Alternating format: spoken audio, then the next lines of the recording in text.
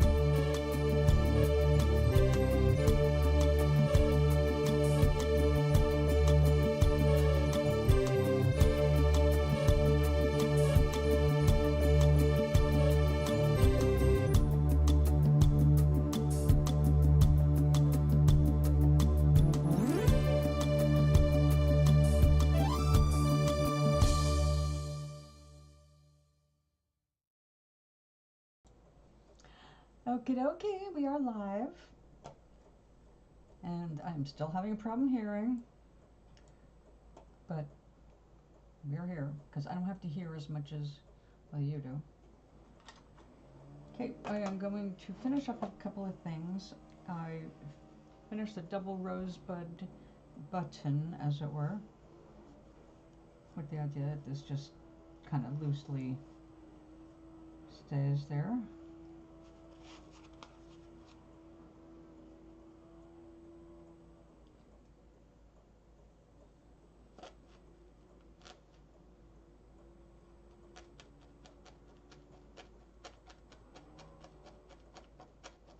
Now, considering how dense I already made this felt, I might have to use needle and thread.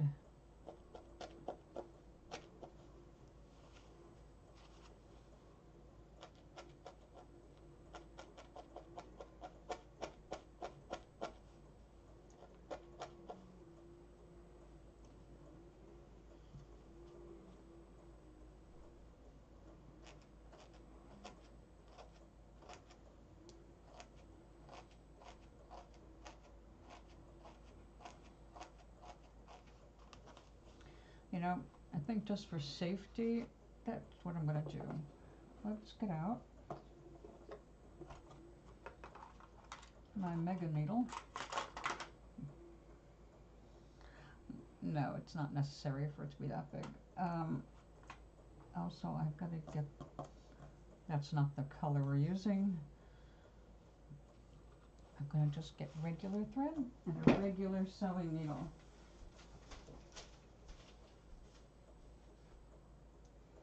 I can remember where I keep my regular sewing kit.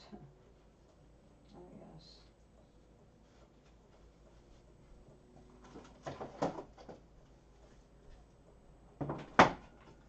Kit within a kit. Oh, well, look at that. That'll work.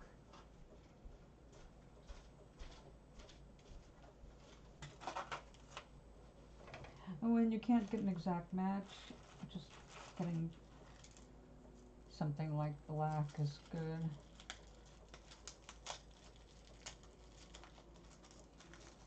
And as I use this for the first time, I have to say thank you to my friend Lorna Pearl, who gave this to me many years ago, and I never had the opportunity to use it. But it was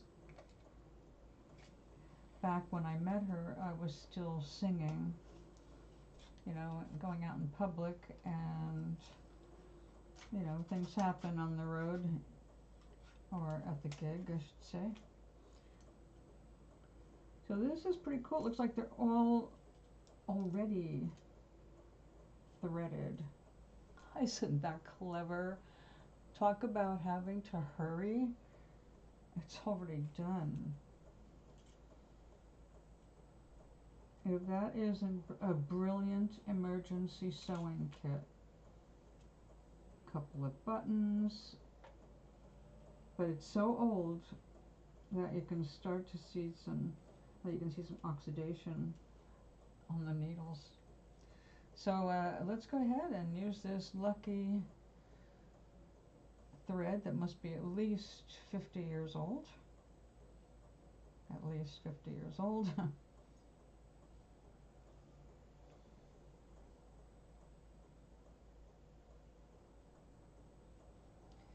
You see why I don't sew? I'm not good with thread. I try to be. I even have all kinds of little techniques like waxing with beeswax. But I never escape from the fact that I just suck at sewing. Sometimes just making a knot is an accomplishment.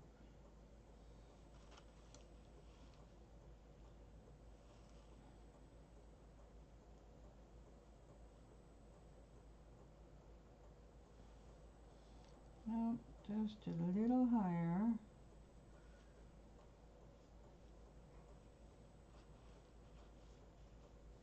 No, a little more this way. There.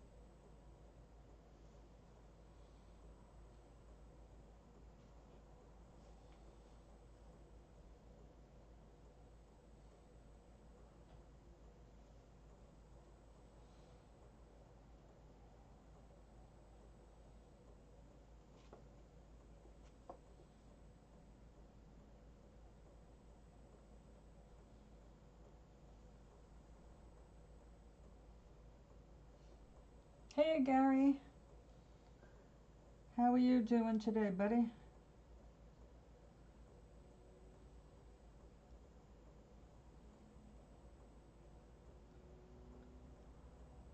All refreshed from work?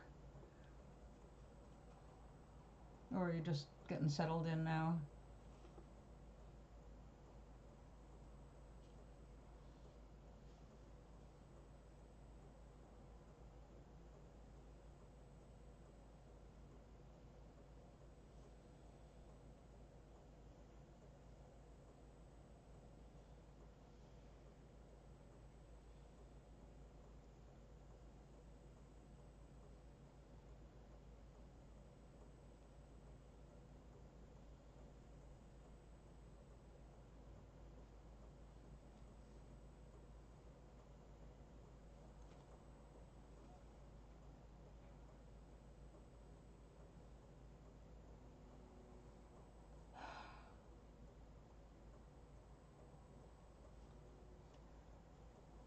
I'm sorry that they treat you so poorly there.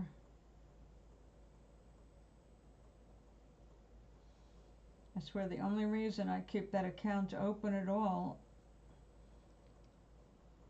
is in case of an emergency and I need to buy an article of clothing, like, I don't know, winter boots, you know, when things like that come up. If I haven't had time to save up for something, having a charge account is good, but I don't carry a balance on it, and I'd hate that. So once a year I have to spend a minimum of $10 to keep my account open, which I know is more of a pain in the ass for them than it is for me, so I do it on purpose. And as soon as I charge the $10, I pay it right there. I don't carry it into the month. It's like, no, I don't need credit, thank you very much. I will just live within my means, even if the means are meager. I'm much happier not paying 30% interest. What is the interest rate on those cards now? I don't give them an opportunity to charge interest, so I don't know. I know that Kohl's I canceled when they went up to 30%. It's like, no. Nobody has any business charging that kind of a percentage. It is just nothing but pure whoredom and greed, and it's bad for people. And the only reason they get away with all that stuff is because of stockholders. They insist on those numbers, and the reason they won't hire help like they need is because when the prices of things go up and they have to spend more money, they have to find ways to cut it so that the shareholders, the stockholders, get the projected amount of profit for that quarter. If they don't, they run the risk of getting into trouble where they could actually be bought by other people. Although I think TJ Maxx is safe from that because one man owns the majority of stock, I believe. But they screwed over Kohl's that way. Kohl's had promised to deliver like 6% up on what they had, you know, whatever the share price was, and they couldn't meet that because things were getting hard. And so they went through all this reshuffling, and basically they just made life worse and put more work on fewer people because they had to show cost savings somewhere. That's why people have temporaries and part-timers, because if you're like Edison does this in Southern California, 36% interest. What fuckers? That should be illegal. And Elizabeth Warren was on it. She was trying to stop all of this death by Wall Street stuff. And of course, you know, a woman, she got voted out, she got pushed out, and then the morons got control. But we will survive them. Okay, let's see how this works. All right. That's what I wanted.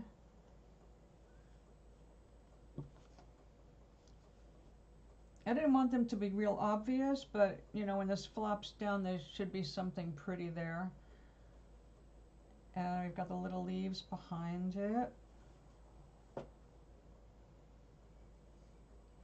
I'll probably end up starching these. I love this purse. I'm so glad I went for it.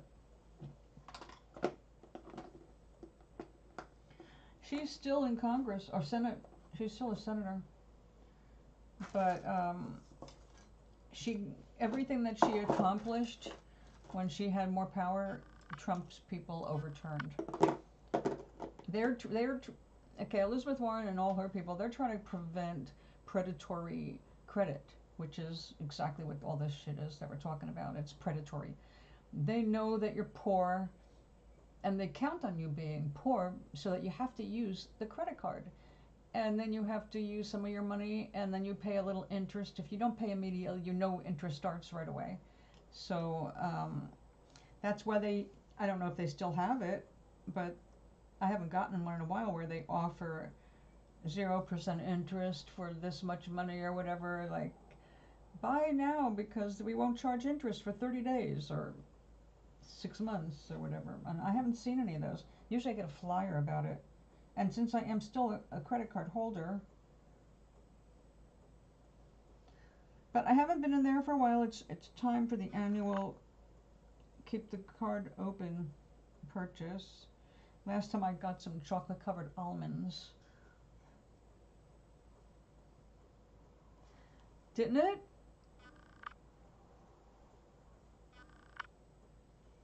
And it's merino wool, so it's all really soft.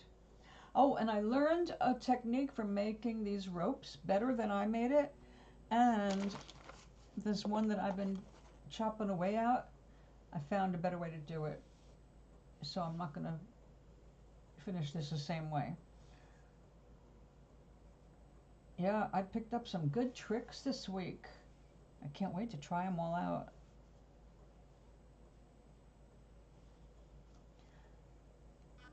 Yeah, see, what they're doing is inhumane, and they know it, but they have to keep those prices down to headquarters. I started to say what Southern California Edison, their gambit is higher temps, because in the annual reports to the stockholders, they don't report the temporary employees. They're not on the payroll that's shown. Even though they're actually getting paid and they're on the real payroll, what they're showing the stockholders is the full-time employees, the ones they have to pay insurance for.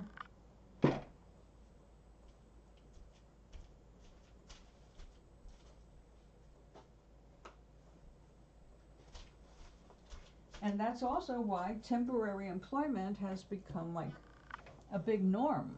Pfizer's couldn't survive without it. Half their chemists aren't being paid full-time. They're part-time. They keep them just enough so that they can't be claiming them as full-time employees. They're temps.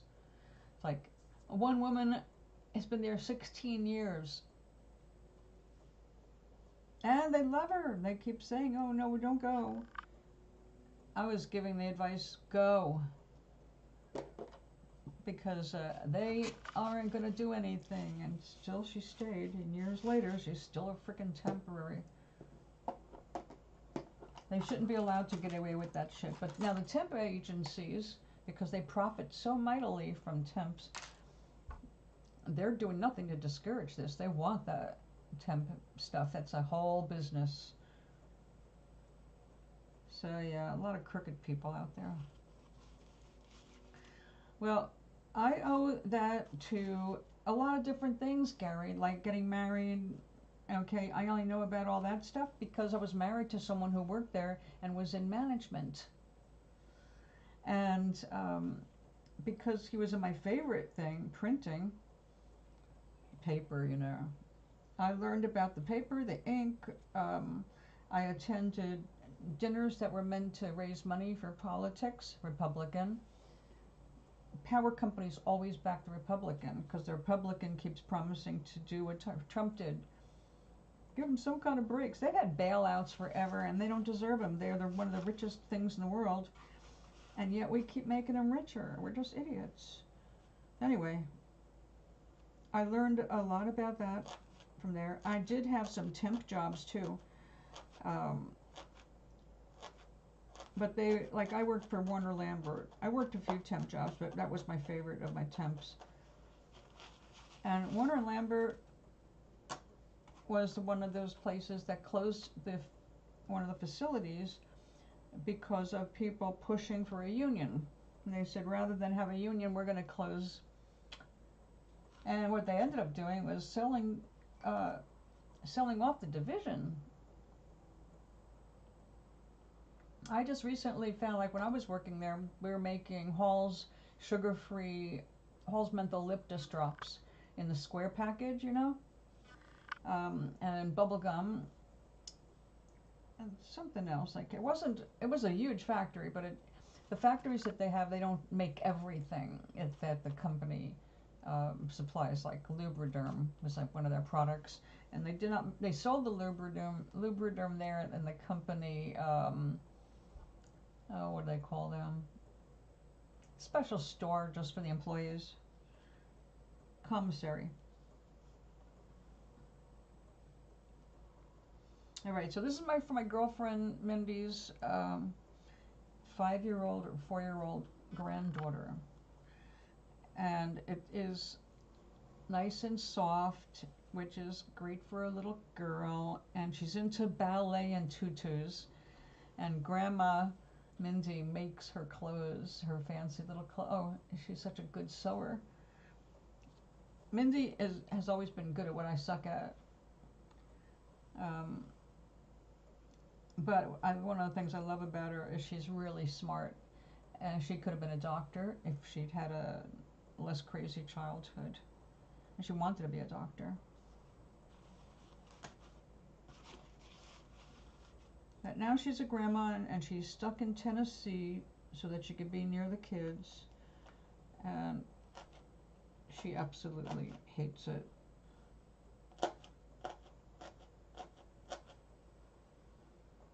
And she loves being there for the kids, but she does not like Tennessee.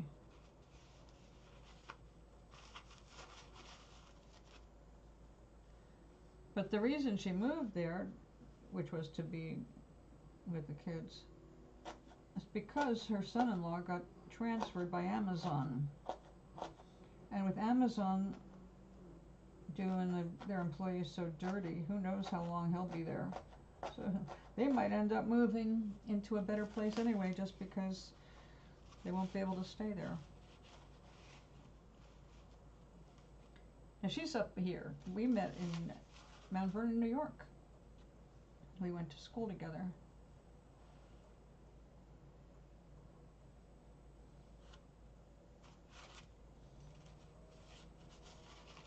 Gary, I've been very lucky. I've had a lot of jobs. Like the health food store manager, that was just for a year. I learned everything I needed to know in that 1 year. I was hired because independently, I'd spent years studying herbology on my own. And I knew a lot about vitamins, and I'd already gone through the megadosing stage with B vitamins, trying to fight allergies before that. So, I mean, I was familiar with everything, even if I didn't use everything. But working there, I got a lot of insights about the industry and how people work out the back door. I mean, a lot of stuff I never dealt with. And I have to tell you, the health food industry is one of the most appalling out there because they can get away with so much. There's no regulation for a lot of the stuff they sell, and there's nobody checking to see if they're telling the truth. And I found so many lies, and oh God, it was just, you know, you try to you want to trust people, right? When you buy something and it says this is in this capsule, and you buy that capsule thinking, well, it says this is it, that's what's in the capsule, and then to find out that that wasn't what was in the capsule, A, or it was a mix of other things, including dust from where it came from, swept up from the floor, because nobody was inspecting anything. Nobody checked for potency. One company, Twin Labs, sold a whole bunch of fraudulent things, like B complex vitamin that had no B complex in it. Like, what? Well, what is making that stink? Because it smells like B vitamins that have gone bad. Yeah, that's what she's more metropolitan. She likes to go to musicals and things like that. All right, so this is for a little girl. What am I going to do? I guess I'm going to have to make a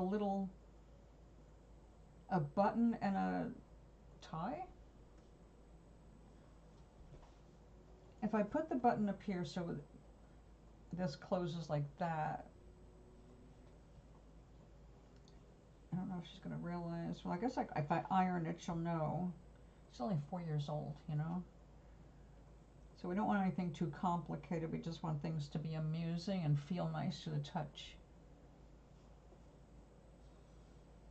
You know, ironically, Gary, on the way home from my father's funeral, we broke down in Tennessee, Knoxville. The fan behind the radiator broke off from vibration. The bracket holding it broke, and it was spinning when it broke, and it screwed itself right into the radiator and created a leak. And I had to get a new radiator in Knoxville the day of well, actually, we got stranded the same day of my father's funeral, and then the day after is when we got the radiator, because we had to spend the night in Knoxville in a hotel that had no food.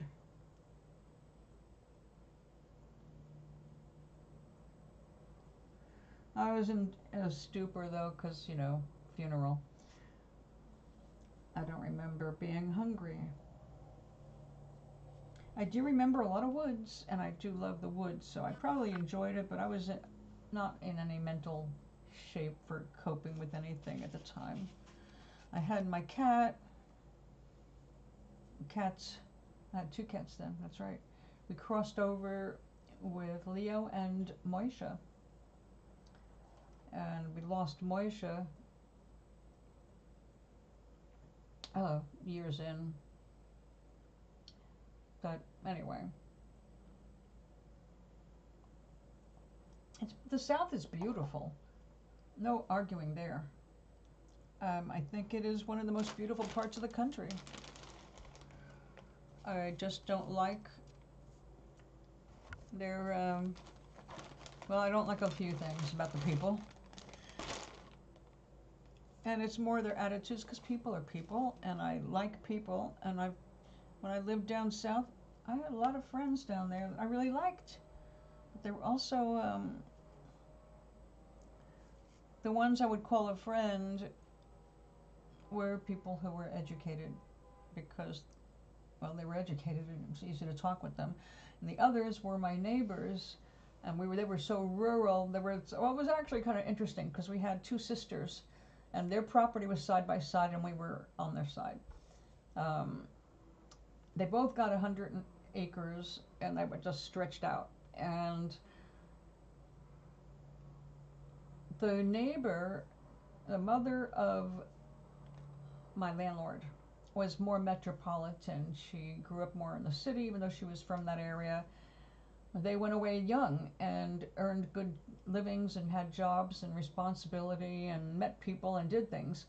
And then they retired to where there would be cows on the lawn. But her sister, Bessie, I adored Bessie. Bessie was definitely more country, less educated. She worked in a mill. She worked, but that was a very different kind of education background. And so if I wanted to know how to can fresh pears, I would go to Bessie, who also had the chickens and the eggs, and then the cows. And I was the one that taught them about the wild stuff, because they didn't even know what was growing on their land, so that was fun. But if I wanted to talk about, well, somebody who understood more of the faster pace of life and just generally, that would be my landlord's mother. So I think that they were all delightful people, but very, very different.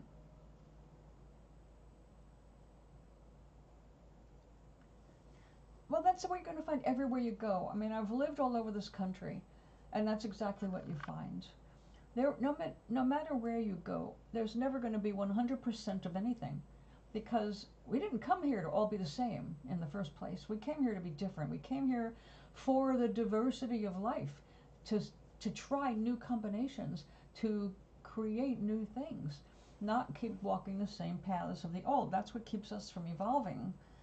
And anyway, you know, we have to open our minds, but in some areas, it is really backward, and you don't think they're ever going to open their minds, and then suddenly, you know, one of their grandkids educates them, and they actually hear it because it came from a grandkid, and you go, all right, yay. But there's some of everybody wherever you go. California, I know people have all kinds of views of other states until they live there. I've heard a lot of opinions about Southern California, or California in general, from people who have never stepped foot in it. And I think those people need to sit down and shut up. Because if you haven't been there, you can only say so much. Going back and forth across this country, I've gone through mostly the southern states, because it was the better route during the times of year that we were traveling. And we did not want to, when we had the 24-footer, I did not want to be going up a mountain, going a northern route. So rather than break down, we took well-trafficked interstate highways. But everywhere you go, now what we heard, like, okay, Oklahoma is a freaking weird place, because, well, anything down south where you turn on the radio and all you hear is preaching, you've got a population with some problems. Because they've kept their history to a very tiny spot, and they have not allowed any expansion of ideas, which is exactly the opposite of what we come here for.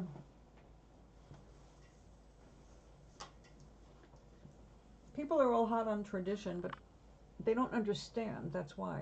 They don't understand. We're not here just to maintain traditions, as comforting as they are. And I loved growing up with traditions, don't get me wrong. I maintained some traditions until until recently, actually. But the problem with some of them is, if that's all you're about, you're not growing. It's not a matter of, I know some people, well, tradition is about maintaining. It's yeah, but that's not always a good thing. Some of the maintaining is downright unhealthy. Okay, so let me tell you about this week's adventure. I got 3 things from Temu, and all 3 of them had serious problems, and I had to get my money back. I got my money back on my cast iron pan, which turned out to be more like a tortilla cooker instead of a pan that you could raise a Brit in. I got a bamboo cutting board that turned out to be super cheap. It warped and started separating after the first wash and dry by hand. No washing machines here. I didn't even have a chance to put the oil on. As a matter of fact, I was oiling it when I discovered that it was falling apart already, and that just like, I could have done better locally. As a matter of fact, when I got it, and I said, this is half the thickness I was expecting going by the pictures, and it's poorly finished, and it's just like, this, I could have spent that money locally and gotten better. So I got, because it was warped, I got 100% back on that. But then I got a pound of what was supposed to be wool roving. It's this stuff. Now, it turned out to be wool filler.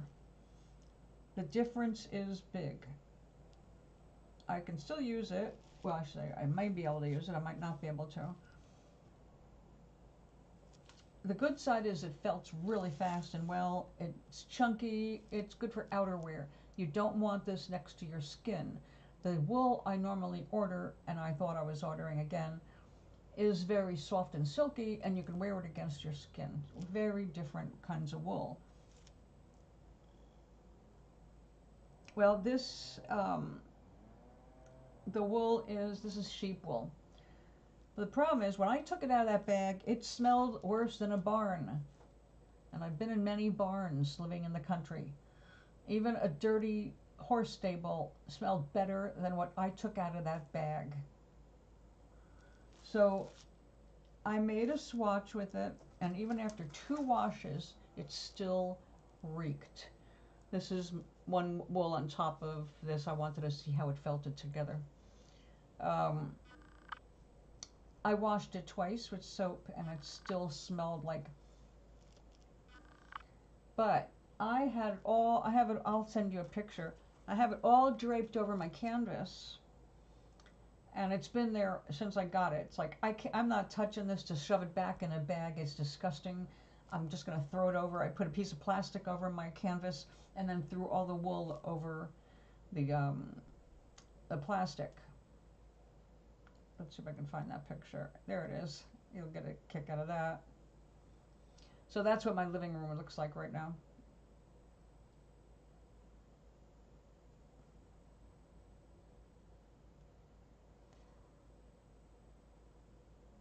Smelled kind of like urine. Goat urine. Not at all okay. And I mean, my eyes were stinging. My chest was like, ugh, this is disgusting. I can't use this. Especially because the person I'm going to be working with, because the reason I bought a bunch of this, a pound of it, was because she wants to make a bag big enough to make, like, hold a pad for her sister's birthday. And I said, I'll help that happen. Oh yeah, there's a lot of those down south. We had them in my town. Right around the corner from me was a couple of curing sheds. Yeah.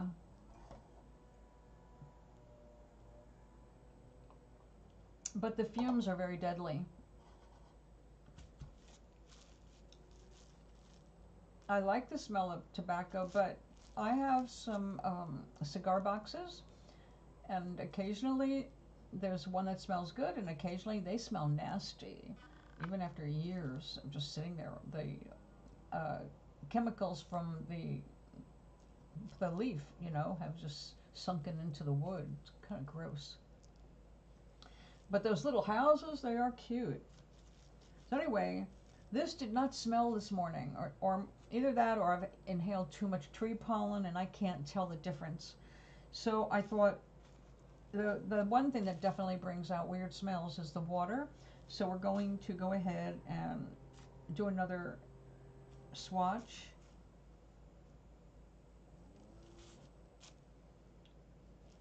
To see how it does. And if it reeks to high heaven, I don't know what the hell I'm going to do with all of this. But my friend is very sensitive, and I would not expose her to that smell. It would have just been a horrible thing for her. It was bad enough for me, and I've got a stomach. But she suffers from migraines. Like, she needs to take a shot every month for the migraines. I'm not going to risk exposing her to anything that could trigger a headache like it. Oh God, it made me so sick. Okay, that's way more water than we need.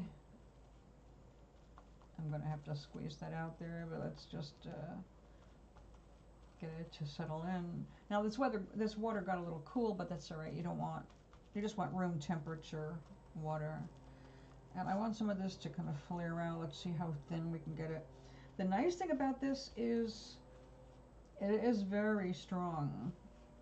It has a really good memory and a good crimp, so the scales lift and just like want to lock together, which is what we're looking for.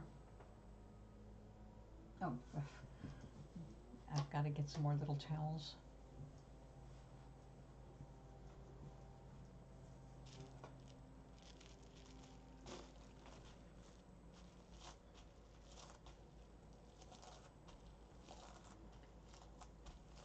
So this stuff is good for making things like slippers and boots and hats. Although I would want to line the inside of the hat with the merino wool because that's more silky, and this is exactly like the old wool that we used to think of as a kid, the scratchy sweaters. That's this stuff. Nowadays, this is used as filler. As a matter of fact, that's what this was labeled as, filler. That's for when people are making the little sculptures with felt, with needle felting. They do such amazing, realistic work. So impressed by those people. But you don't use your more expensive wools to build the body up. So if you're making a teddy bear, the teddy bear would be made out of this stuff first, and then it's covered with the colors that you'd want to make your teddy bear.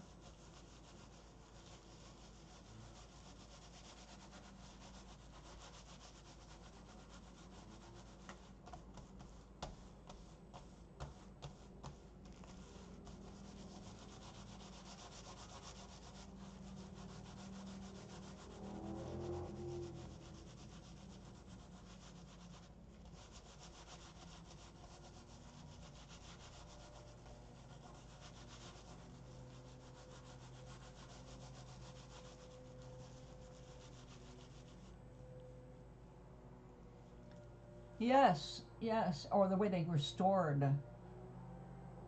Yes. Those are, if it has a weird smell, it might be real wool. Check the label. If it's 100% wool, that is a valuable rug, believe it or not. Yep, gamey, that sounds like real wool. Although I have smelled chemicals that they use for their dyes and the preservatives that are nasty. It could be that too. That's why I said check the labels. Anything that's 100% real wool, it's going to last a lifetime.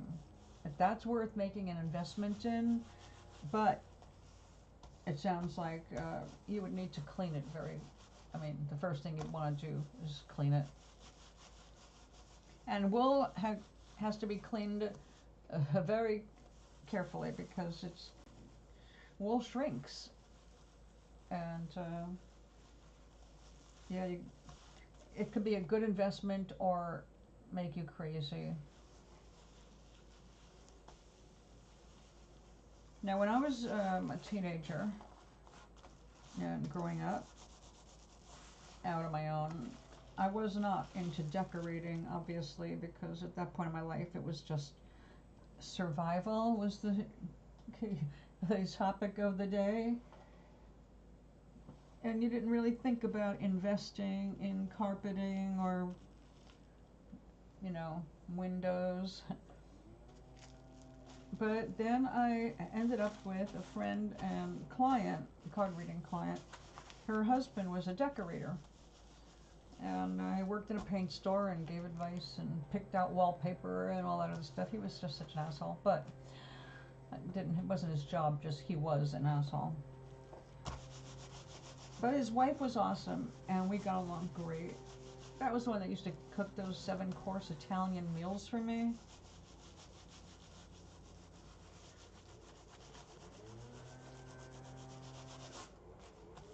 She had a beautiful home because, of course, him as a decorator, he saw his house as an example of what he's able to do for others. So that was where I started getting more information about. My father had already taught me about some things, but then I got more modern information from this guy and his wife about the different pieces that were in the house and how they matched things and blah blah blah, and mostly boring to me. I did develop an appreciation though for a few things. Like some things really aren't, as long as you don't get tired of the style, a good carpet is a major investment because it will last if you take care of it your entire life. Although if you have a busy household, you'll see where people wear through. My grandma had Victorian, not Victorian, what are those called? the kind of carpet we love, you know, like an oriental carpet. I forget what they used to call them.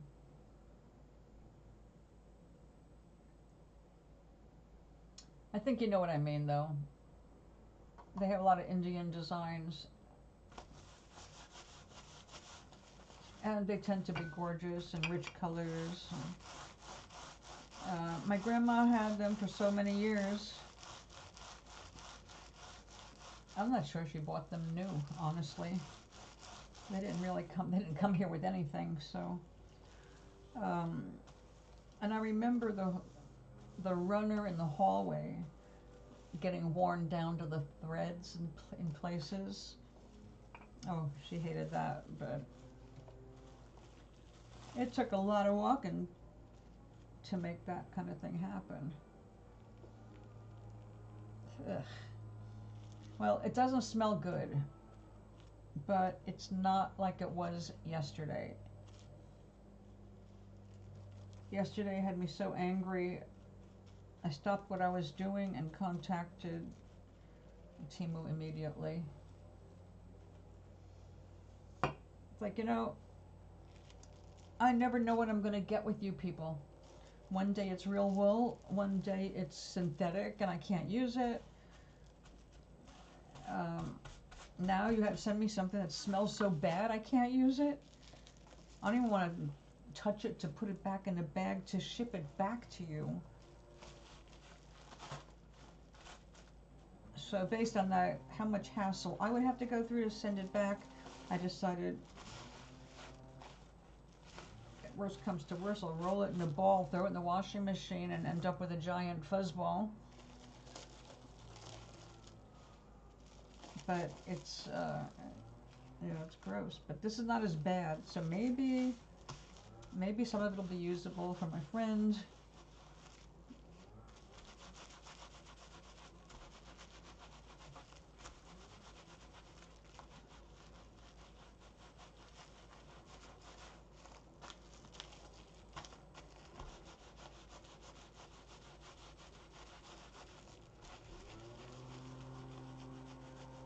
A white Christmas tree out of it. That's not a bad idea, Gary. I am saving all my little pre-felts because, well, like with the, when I made all those leaves for the rose purse, I had a lot of leaves left over and then I used them in a lantern for my friend Carol. So I've got to get everything in envelopes and mail them out.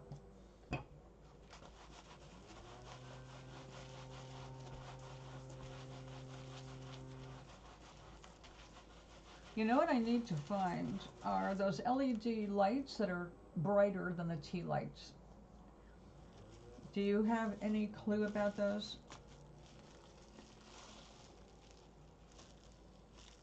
Yeah, the smell is not as bad.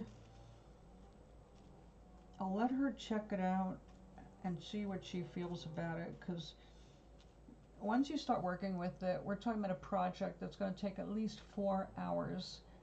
And that's just day one, and then you've got the finishing on day 2 or 3. So if she can stand the smell, you know, we're set. But we've already decided on Friday we're going to pick a day, we're going to go to the farm and learn something about the wool and buy some local wool, because the local wool is going to be. Yeah, see, I bought the tea lights, but they have bigger ones at the dollar store, like taller, brighter. Because yesterday I did an experiment, but I made like little windows at the bottom and one at the top, so you could see the color coming through. So like they glow purple in this dark blue background. It looks really cool, but the light is just too dim for how dark I ended up making it. So I have to learn from that experience and do better. But doing the windows, that was a trip yesterday.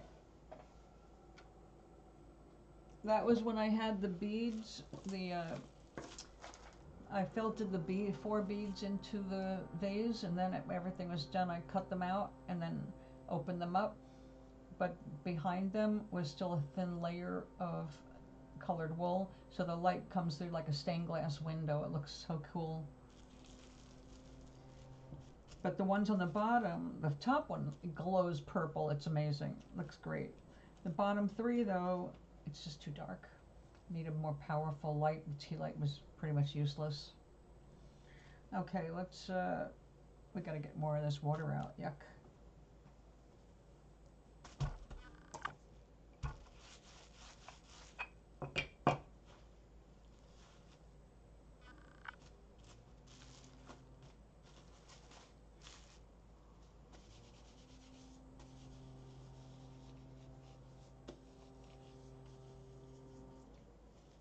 Oh yeah.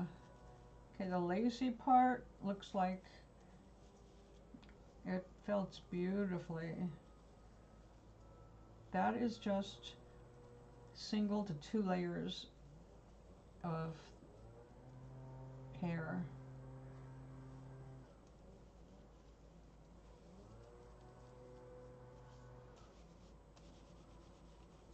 Oh yeah, I need your snail mail again. So when you remember, send it in message.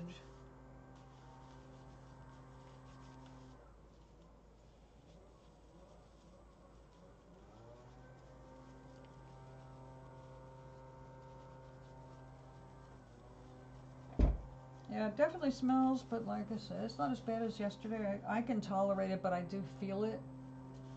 It's like, I don't know what they do, but I think a vinegar and water bath will neutralize it. We will test that theory out. It usually works well for that. I used vinegar to deodorize things. Like if you cook fish in the house and if fish lingers, you put a little saucer of white vinegar out for a few hours, and it helps clean the air.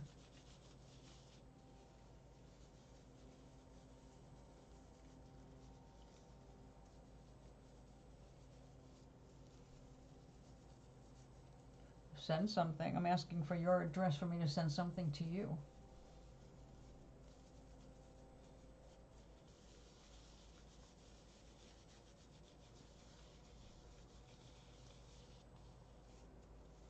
Oh yeah, when you send me your address, add, like, what are your color schemes? If I send you a little lantern that you can get a candle for, you know, LED candle, what colors would be, that would work in your environment? Oh yeah, yeah, it's very good. All right, I'm gonna go rinse this out. I don't think I can felt this anymore. It is really, it is definitely fabric now. Now, I deliberately made this extra thin and wispy because I wanted to see how well all these edges do, because you need to be able to hold a good shape if you want to make inlays. You know, like when I did Gloria's butterfly, I did this kind of thing with purple and then, or the green leaves. You need it to be very wispy but strong. Yeah, if it wasn't for the smell, I could make use of this. We will definitely have to do something. So also, I mean, you've got to be able to get rid of the smell, because you don't want to walk around carrying something that stinks, right? Especially like in the summer. Okay, give me a minute. I'll be right back. Just want to get this rinsed out really well without the vinegar. Just water.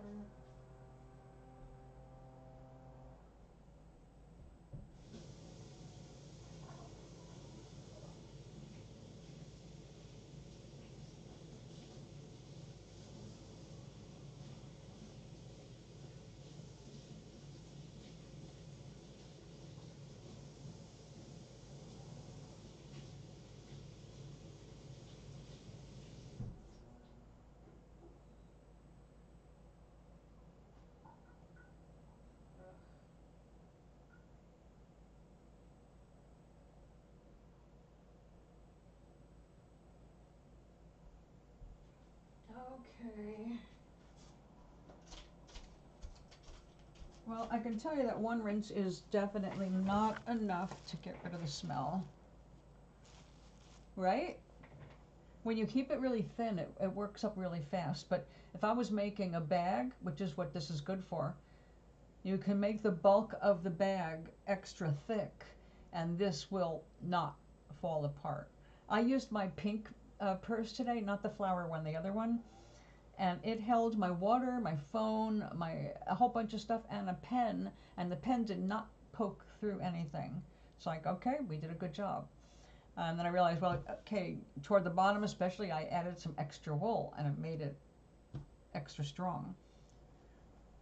So if you can build it up with this, which is less expensive also, and then before you add the water, you put the colors down, and oh, it still has a little soap in it. Okay, that's good, because it still stinks.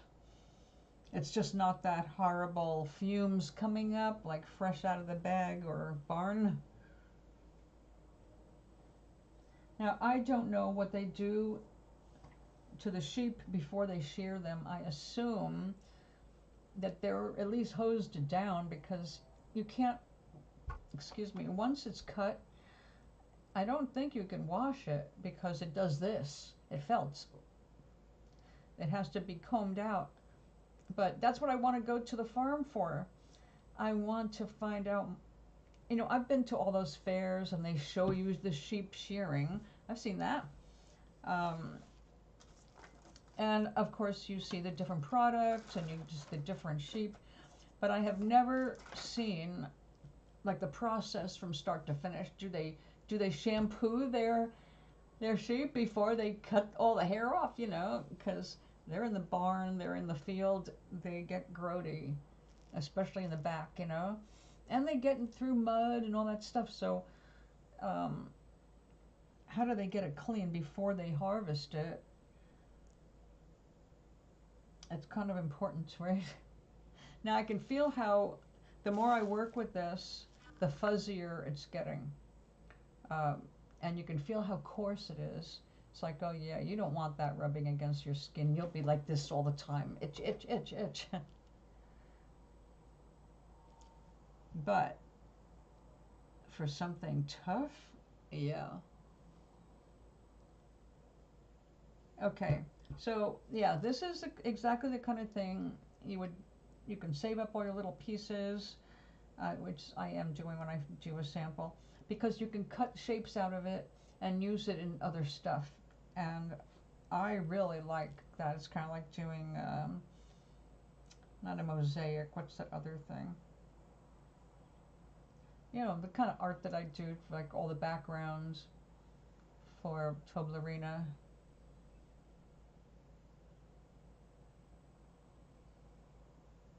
Go for it. If I go try to look for that now, I'll be distracted from doing this. It's like, what do they do to the sheep before they do the shearing? Do they wash them? Or right after they... Because I know, like, when you go to those fairs, country fairs or annual fairs, or... I never went to the sheep's fair, but they do have one.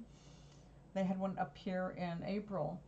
Unfortunately, there wasn't enough lead time, and also it would have taken me hours to go there because I would have to take public transportation. So it was just a no-go.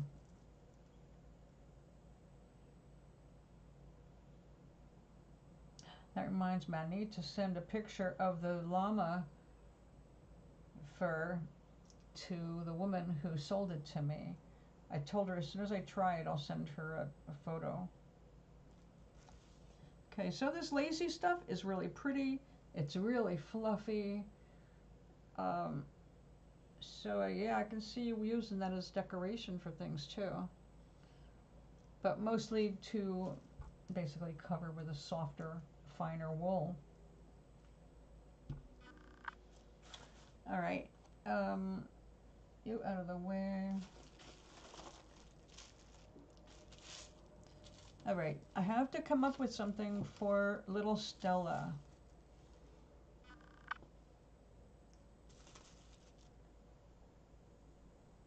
Should I make a little loop like I did with the rose?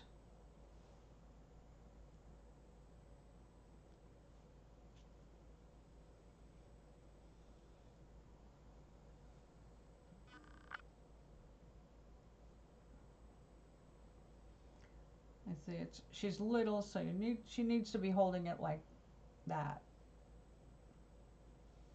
So it's going to have to fasten that way.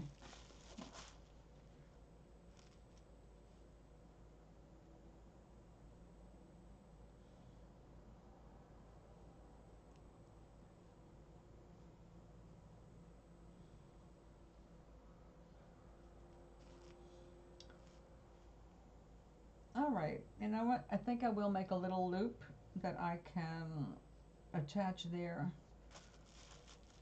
So let's get the right colors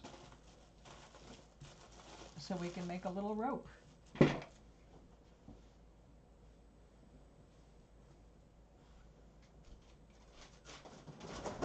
Oh, you know what? I have some baby pink right here.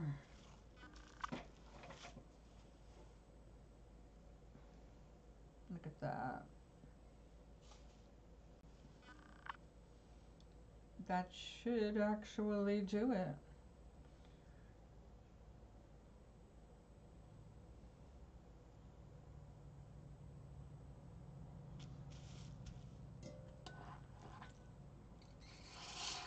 Oh, Stella Manelli Rosa. Oh, that's cute.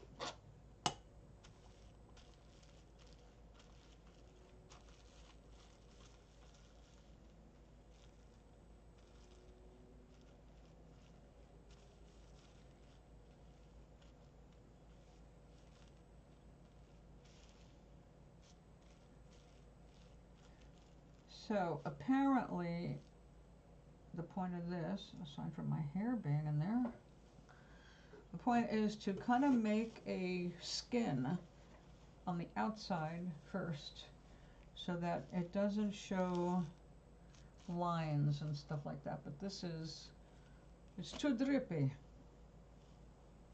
Let's undrip a little.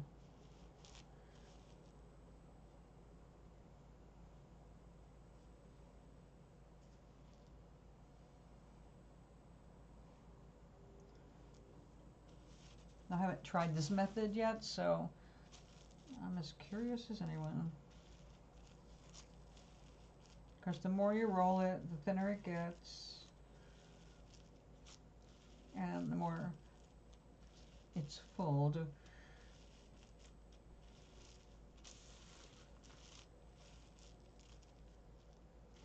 So I found a wonderful artist in Russia. I think she's in Russia. She could be in Ukraine. I don't know. I don't read the language, and the language is Russian. So the closed captions are only available in Russian.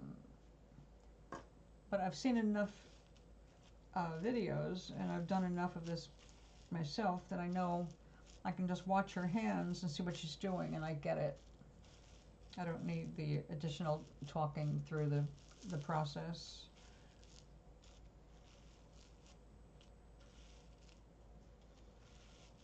Now I saw her do a bowl or a vessel. They don't call them bowls. It's a vessel. It was extreme. And first of all, it starts out like this big around. All right, big round circle. And she did this inlay thing, which is a really awesome technique. And the amount of time that she had to do, put into that, after everything was cut and done, she was still working on it. She sanded it, she rubbed it, she did all kinds of stuff to it to make it really burnished looking. It was amazing.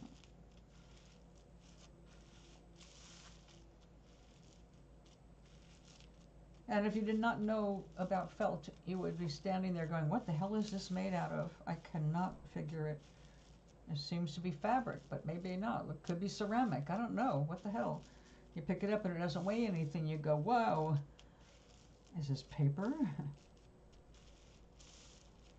But it's very dimensional, and that's what was so impressive about the whole project.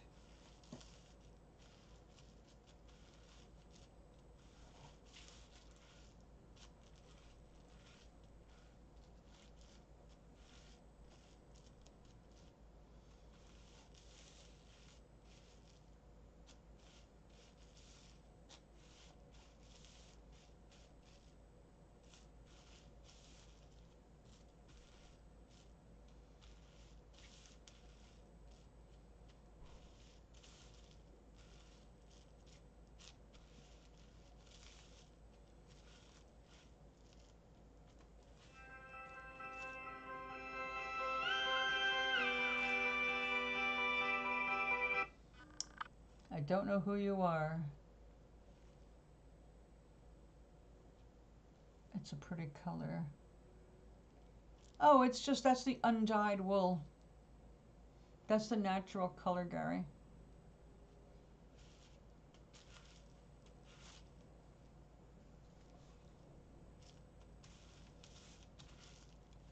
That's this, what I just used. Not this, that's pink. The samples. This is that color. It's got a bit of a yellow sheen to it. Also, it's still wet, but you can see it here. The thicker it is, the more you notice the yellow. It's not bleached or dyed. But that does remind me, I need to order some more white. That's bleached.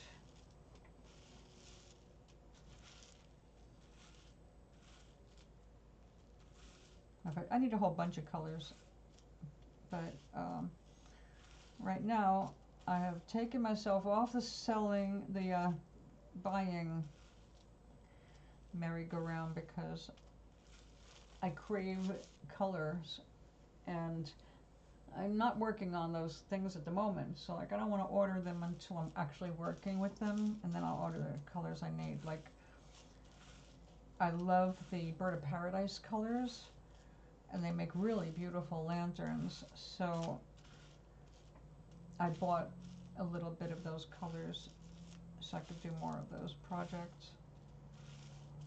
Okay, we're starting to get a nice snake here.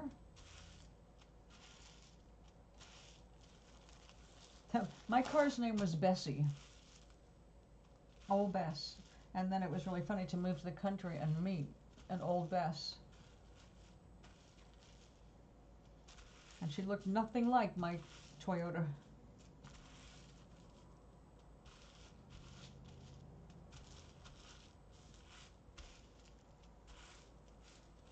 Okay, I think we can go back and forth now.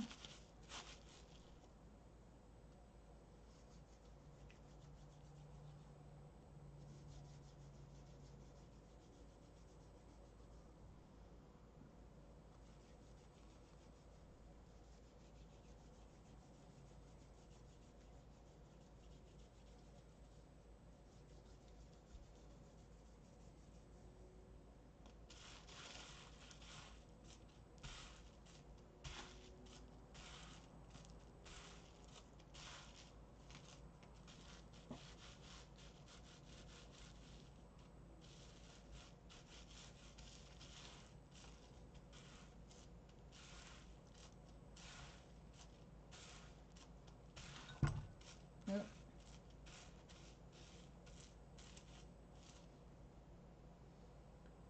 All right. Done. Maybe I can make it a little thinner.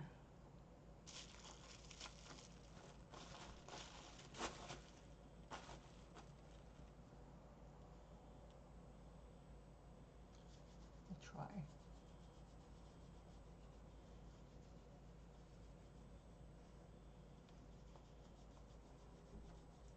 Now, if I was making a purse handle, I also learned that you don't let the ends get wet, because once they're wet, they knit, and you can't do other things with it. It is what it is. So These obviously got very wet, but I'm not making a handle. We're just making a little loop.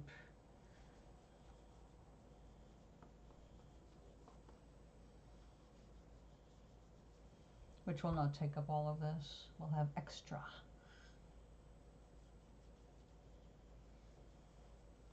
Miss Pearl. I like that. I had a friend, Lorna Pearl.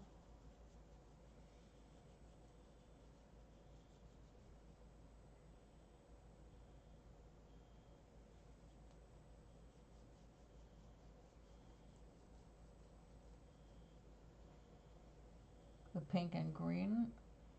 Oh, that's pretty cool.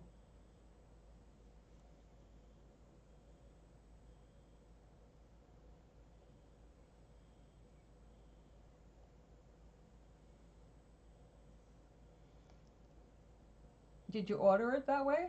Or it was the luck of the draw when you went to find a car?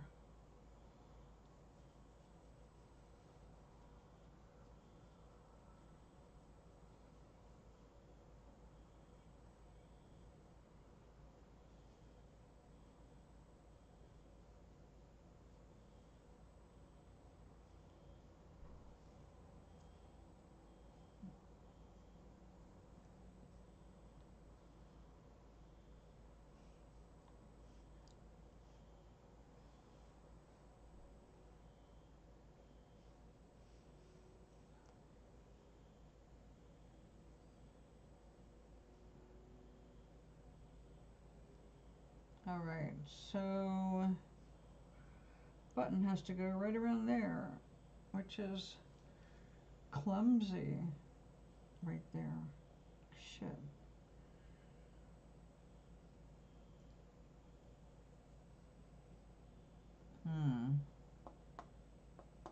No, I don't know. The button I was going to use can't be used. I need a button with a shank.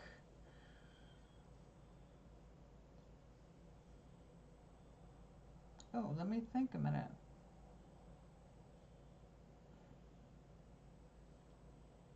We do that.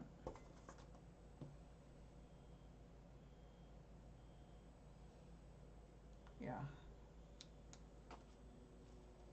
All right.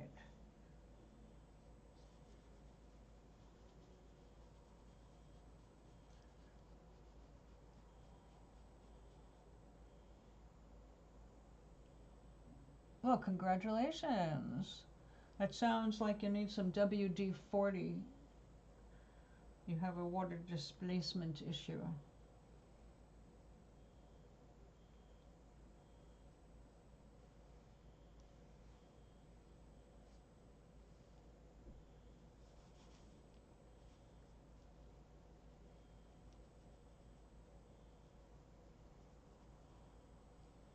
No home should be without a can of WD-40. It comes in handy for so many different things.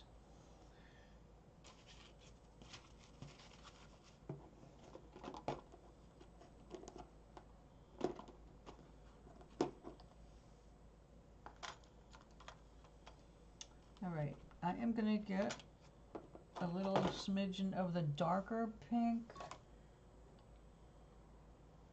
Oh, well, that's kind of magenta. That's a little bright. No, that won't work. I need to get the right pink.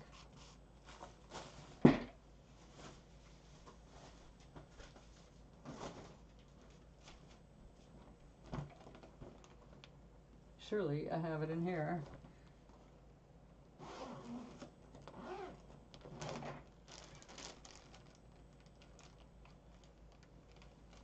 Oh, which one did I use? This one. Yes.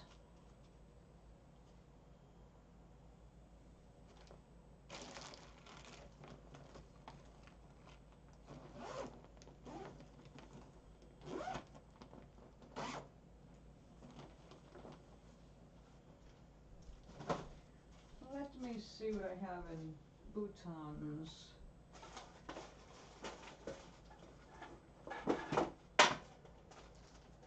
Ah, yes.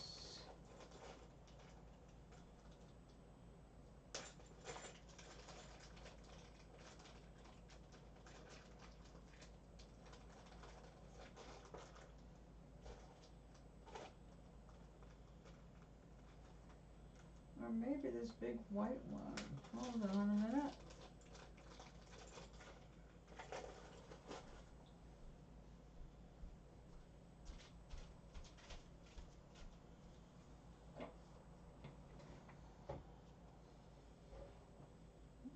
Hello there. You did weeks ago. I guess it took that long for it to get in there. Aloha.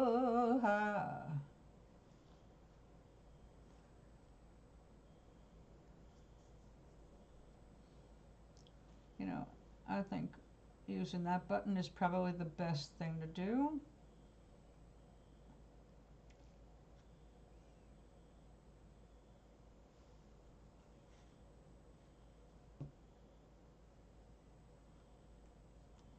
That'll go through. Yes, it will. All right. I wish I could felt this.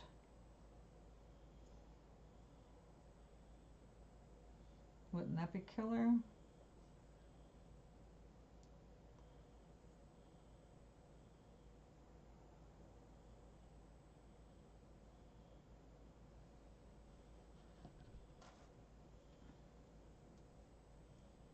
Let's see.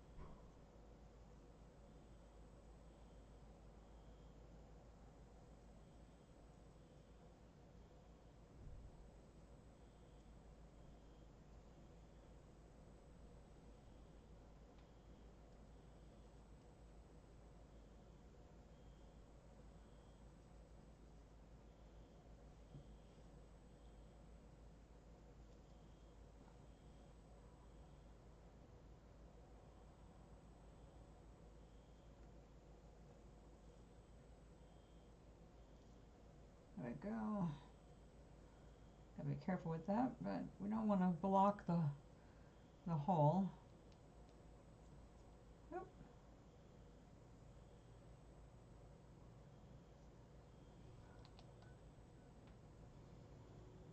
Thank you for the thumbs up.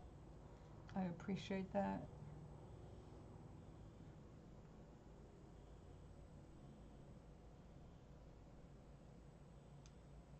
Maui is having a moment. A resting moment.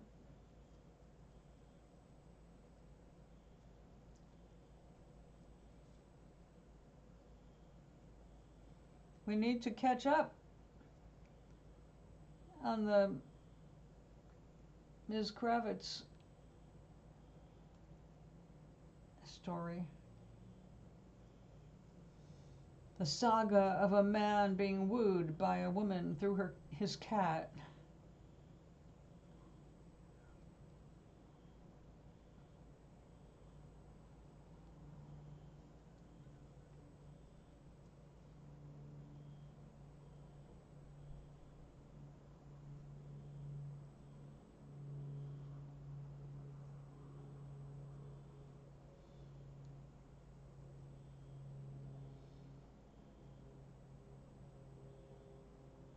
It's great.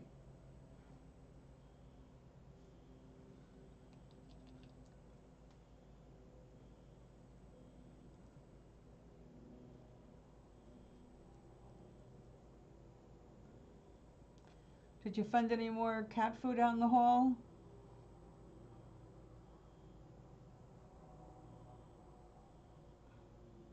Actually, I split my loaves of bread too because I can't finish a whole loaf before it goes stale.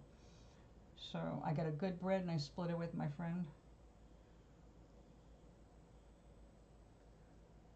Because I very rarely buy bread because I can make my own stuff, and I'd rather make it. I know what's in it, and a fraction of the price, and of course fresh.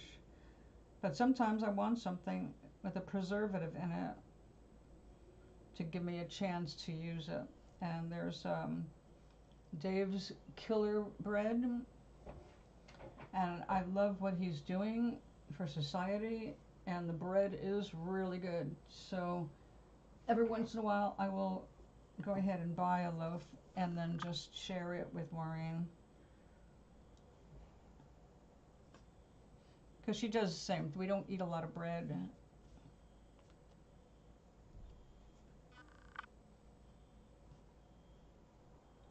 Okay, I was going to make a button out of this, but I think I like that way better.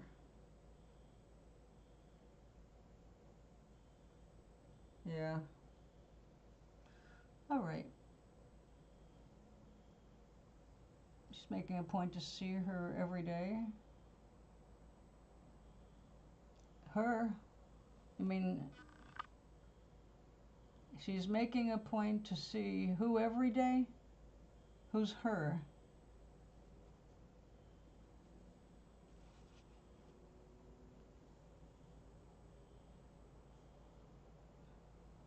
Now she's making a point for you to see her every day,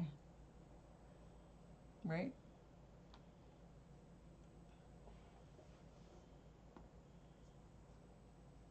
Yeah, when they go after the cat, they're after you. Look at that.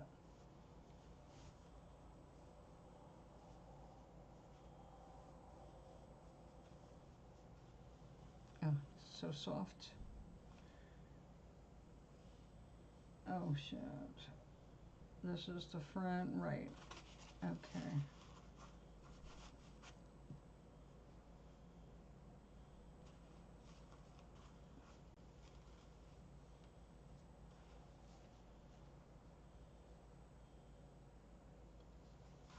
Yeah, that's pretty clear. I got my eye on you.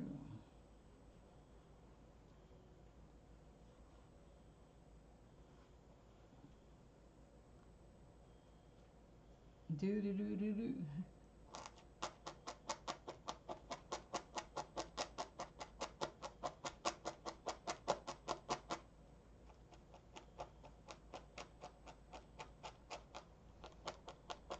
The nice thing about this is if the kid pulls this off, Grandma knows how to sew, and she'll put it right back on. Probably better than what I'm doing right now.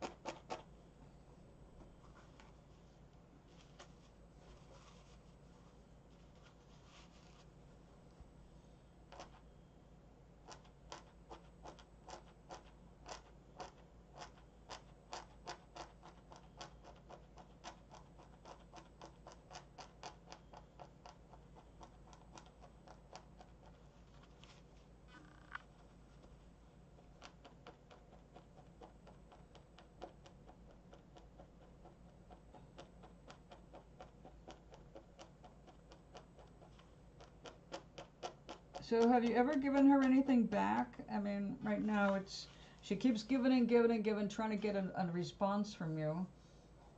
And, you know, if you give her something, it's over. Now you're friends.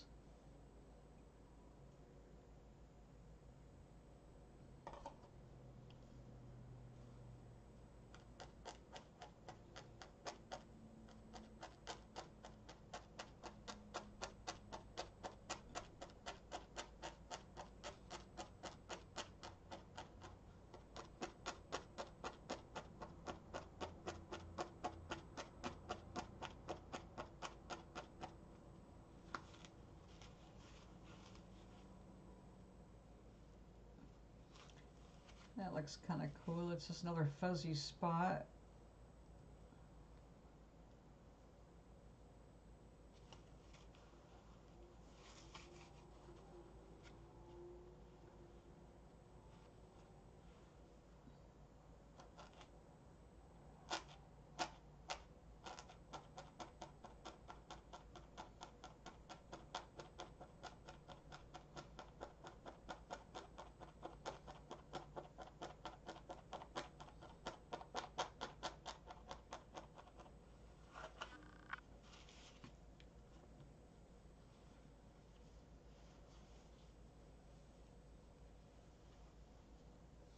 I don't like whole wheat bread. To me, it's always bitter.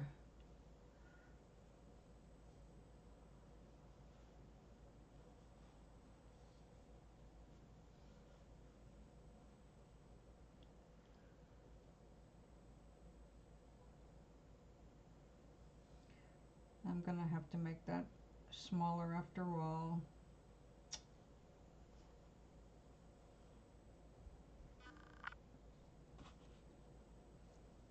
Wow.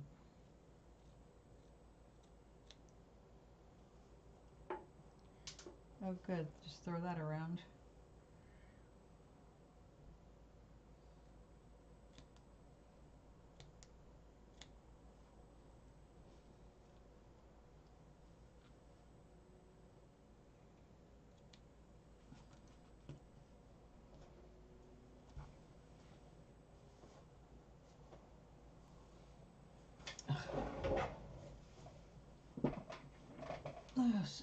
I just do not have enough room.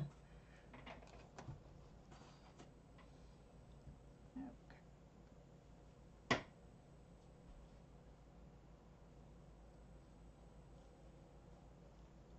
That's better.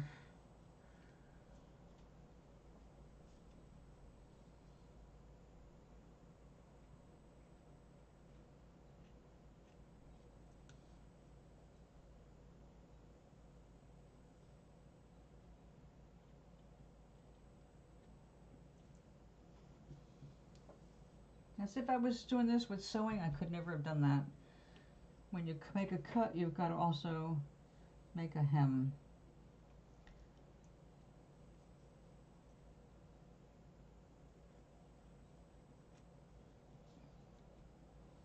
And this, we're following the line there. There we go. So I'm gonna have to starch this. I think it's the only way to make it stick. So let me find another little paper cup. What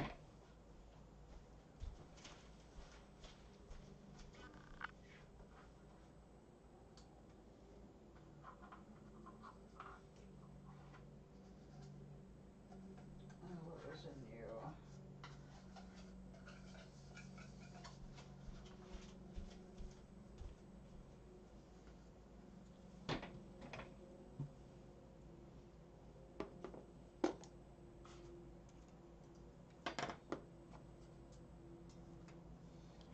The lady quickly question is getting lonely. Oh dear. Oh dear.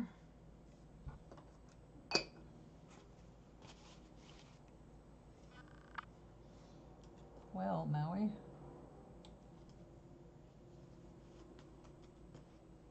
Good luck.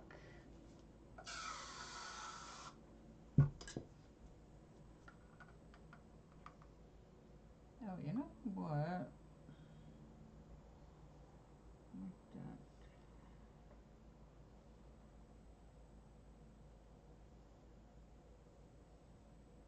It kind of acts like a little glue, but once it's wet with water, it washes right out.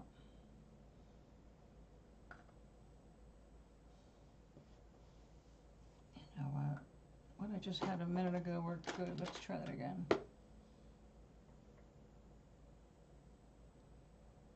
Oh, it's got barbs on the thing. I gotta make sure I don't grab it.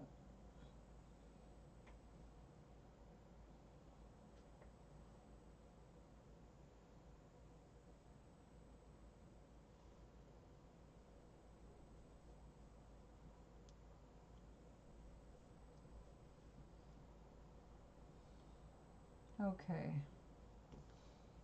We'll let that sit. I'll throw that in there, Jim. Ah, well, they are natural acrobats, you know.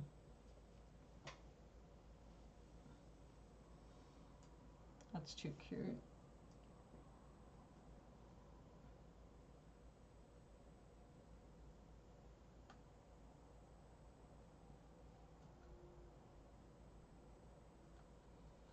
Ha ha ha. Good appetite. That's good. As long as he's not eating out of boredom, because bored animals eat too much. That's how they get fat.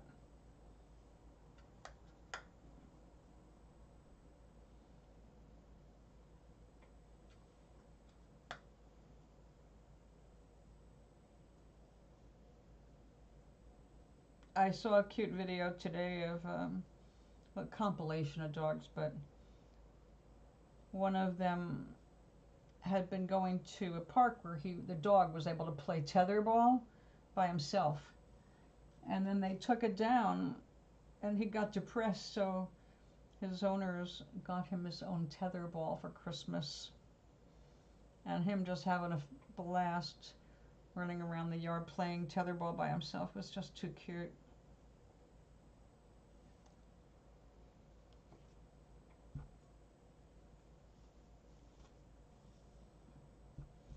Let's do a little more.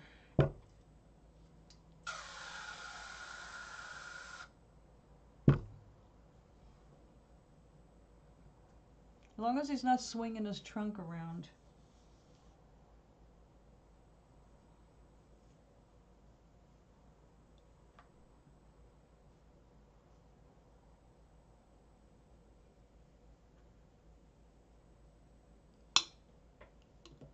Hey.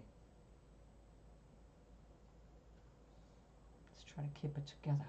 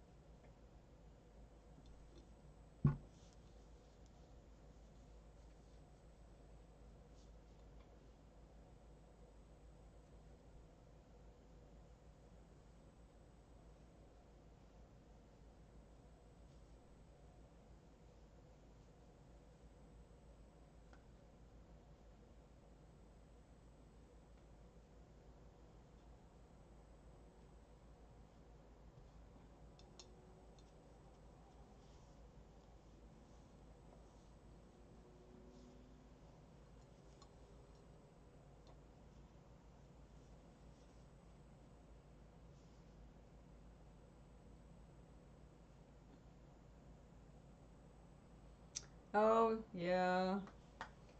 You gotta catch them when they're about to go to sleep sometimes. And you've gotten some good shots of him, usually posing or playing with your iPad.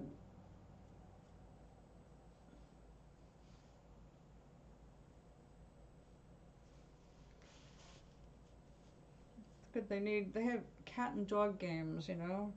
They finally figured out that they're smart and they think on their own. I saw a documentary on jumping spiders yesterday. I love jumping spiders, and I already knew a bit about them, but this one was a little more scientific. It was pretty good. Because the jumping spiders, they have found to be unusually intelligent, and they discovered something really cool about the way they see, because they've got like 8 eyes or something, and they're all different locations.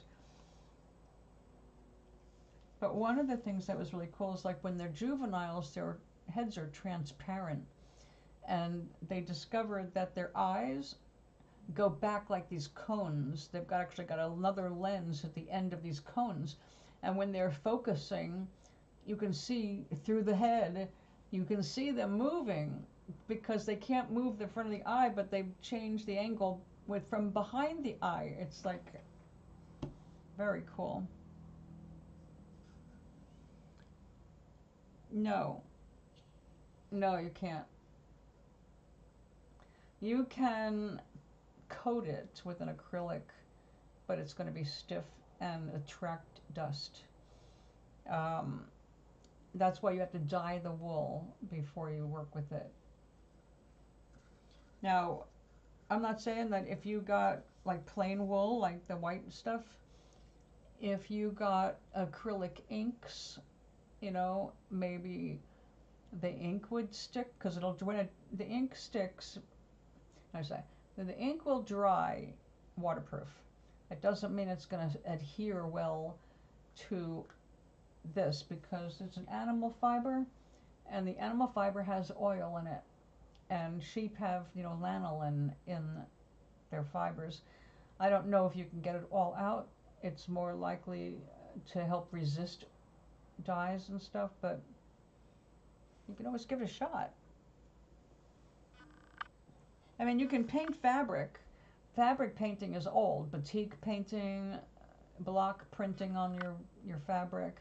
But they have to use fabric dyes.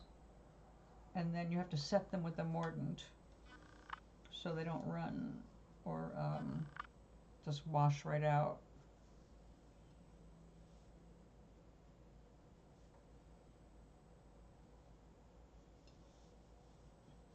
Silk painting is done with silk dyes, which is different from other dyes,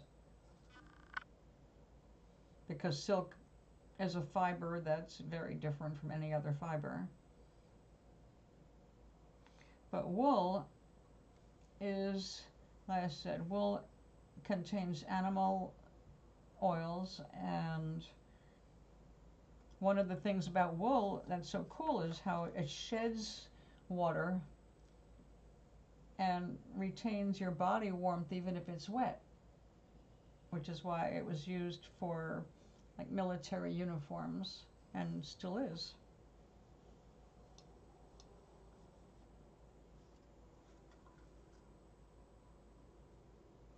This is just starch. It makes it harder, and if I really wanted to make this more solid, I could felt it down further, and basically you beat it, you steam it, you sand it, and you make it tough. And just from all the beating you've given it, it's going to get very strong and stiffer. It's pretty interesting. All right, I've got to rinse this out before, oops, sorry about that. It stiffens the hairs of my brush in a way I don't want.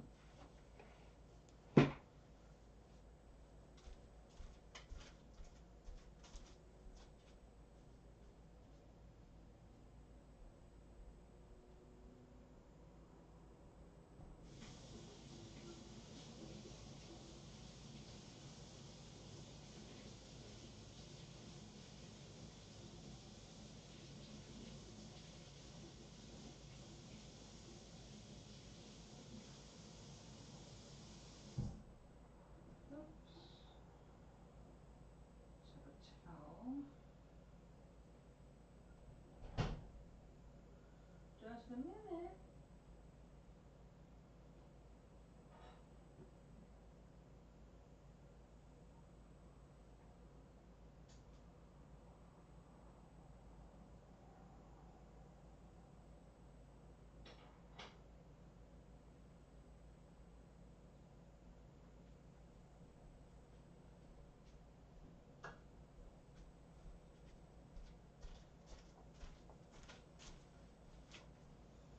Well, I think the salad I had for lunch is gone now. I've got to come up with dinner. What do I want for dinner? I've got some chicken sausages, and I've got all kinds of beans. Now, I love beans.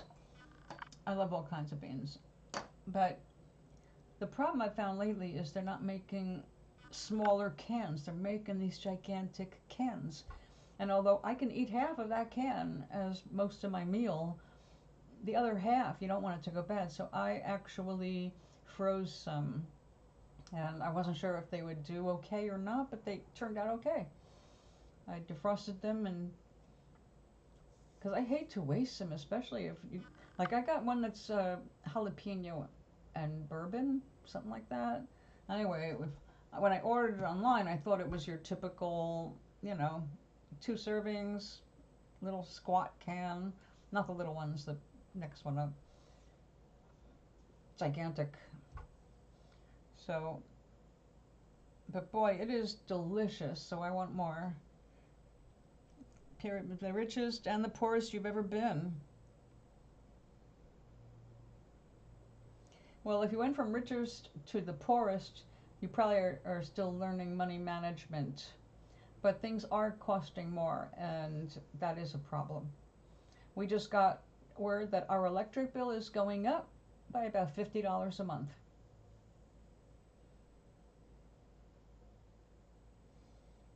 Sausage, chili, cheese dogs. Oh, that sounds good. It'd give me heartburn, but I would love that.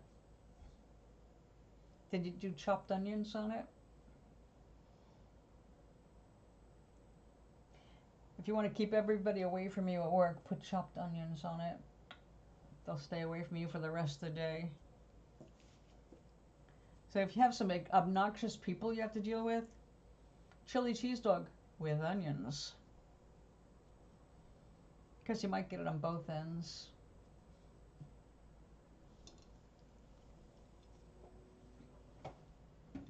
Now, I don't do hot dogs except once in a great while, but I found those chicken sausages are like a couple steps up from hot dogs. So I get the Hawaiian ones with pineapple and ginger and something else with apple, chicken sausages. Yeah, oh, it would be a treat for me for sure. That's not something you eat every day. It's not exactly healthy, but it's yummy.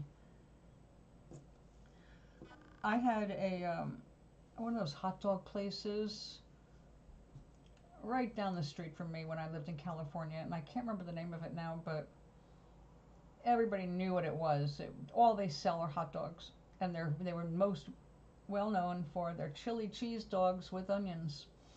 And when I would be coming home from a gig, I'd always do the drive-through and grab a couple of them because I'd be too hungry to wait until I could get home and unpack my equipment and cook. So I would do the drive-through, and yeah, I always ended up with a little bit of a stomach ache, but it was always so good. I was like, that's okay, at least I don't have to cook tonight. Well, I am glad because their standards have gone so bad since Trump's been in office. And this is the truth. I'm not trying to scare people, but you need to know the food that they're pushing on you is poison. It's got glyphosate, it's got pollutants, it's got stuff they're not checking for and leaving you with no room to sue if you get hurt or sick. So, I mean, they basically have turned our country into corporations first and people last. Corporations get the breaks, they get the tax breaks, they get the law breaks. They break the law and they're not responsible. If we get sick from their product, oh well. Trump just stopped Bayer from being sued by something like, 60, 70,000 people who got cancer from Roundup. But he's made Roundup, we have to buy Roundup now. He wants everybody buying Roundup. Like he wants everybody using gas and oil instead of wind and solar.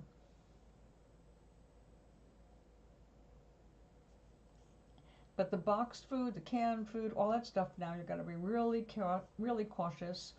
The more fresh you can eat, the better. The more you can make yourself, the better. First of all, that's cheapest of all. Making stuff from scratch is the cheapest way to go. And if you get good at it, you can do what I used to do for Glenn when he worked. He had long days and a 45-minute drive each way. I knew he wasn't cooking anything. So I used to cook in advance. When I made my dinner, I made extra for next day's lunch, and I packed him lunch every day. And I did that for 17 years down there. So he got good food every day. But we were out in the country, and I couldn't keep enough fresh in the refrigerator, so I frequently had to go into town 2 or 3 or 4 times in a week, especially during summer, and I'd go to the veg stands for all the farmers, right? And I'd buy what I needed for that night and the next, and we always had fresh food. So, and when you get it right from those farm stands, you're going to get your best prices. Unless you're on a tourist route, in which case they will charge you more, because it's a tourist attraction to stop by the roadside. But I did reach the same point you're at. Yes, that is one of the diseases it's linked to, leukemia. You can't, if you use Roundup in your garden, you are going to eat it. It does not leave the soil. It's a forever chemical. That's why it's banned everywhere but here.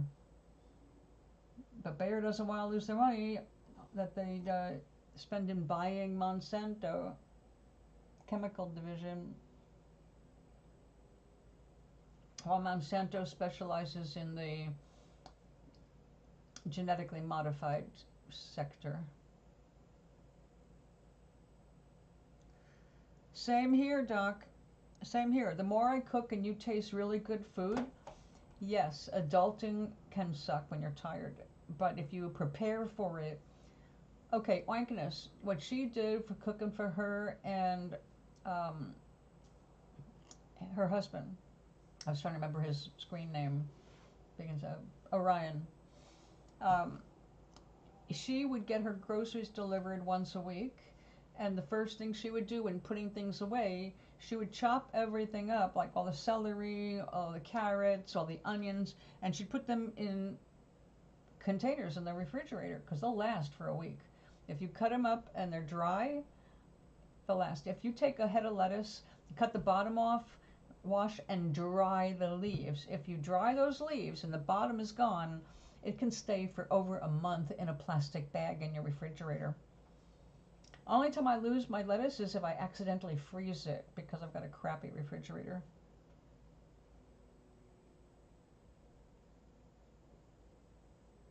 I prefer China buffet. I do that here too. Once a month at least I go and we have a nice lunch at the Chinese buffet because it is fresher, because it's turning over really fast. It's a busy place. You see Asian people eating there all the time. It's good food and it's clean. I watch them cleaning constantly and I like that. And I don't do fast food. Like I said, now that I know how easy it is to make some stuff, like I make waffles. I love waffles. So I've got my favorite Krusty's Belgian waffle mix because it's got vanilla in it. So it smells really good. It smells like Ben and Jerry's making a cone. Oh, it's so yummy. But when I was working multiple jobs, I relied on those drive-thrus a lot because I didn't have time to go home and cook. I was on the way to my next job. You know, I had travel time, and usually you have to hurry because you know how shifts are. Excuse me. But all that box stuff, all the frozen stuff, the bigger problem, although it was never good for you, the bigger problem is lack of inspection of unsanitary stuff, of stuff with E. coli going through. They're not inspecting anymore. That's just the problem. We trusted our government to kind of watch over that stuff to make sure that we didn't die. So, you know, whenever you hear a recall, it's because someone in the government caught it and said, hey, we got to bring all this stuff back before you kill people. Well, that's gone. All right. Now it'll go out and hardly any. The only way it's going to get recalled is if the company, it's brought to their attention and they're kind of embarrassed and they have to make a recall. They don't want to recall anything. It's loss of money. But that's the point. They don't care if you get sick. You can no longer sue them if you get sick. Edgar! Bonjour! Comment ça va?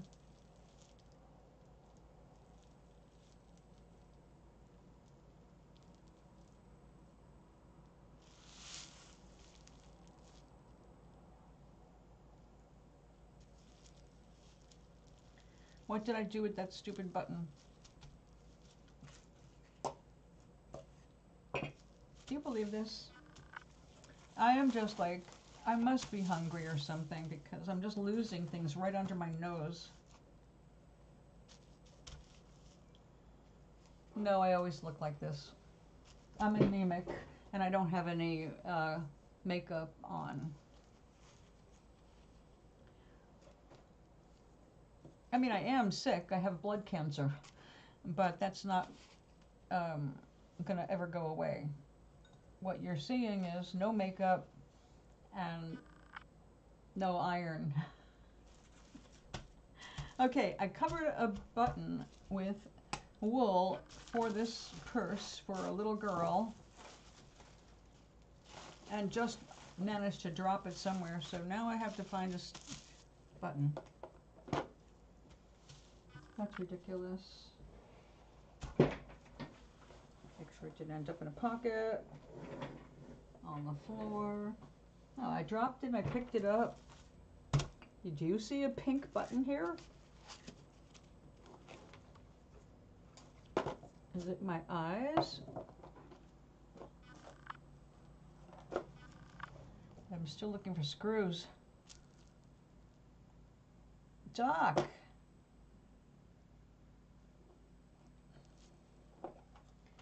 Okay, well, next time, take a piece of tape out and put your screws in a little plate with tape so they stick to the tape.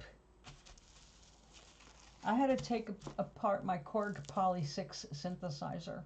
I've done it well, it's dead now, but I did it multiple times to clean it. And I don't know, that had at least 20 screws. And you know, it's just keyboard. I took that sucker apart because I was determined. I mean, I paid $2 grand for it. It was the first programmable synthesizer, polyphonic synthesizer. All right, I have to go to the other side of the table because I knocked over my starch, which knocked over other things. Oh, my beads. Well, those can wait a little while. I am concerned, though, with the little button I just made for this purse. Because that's crazy.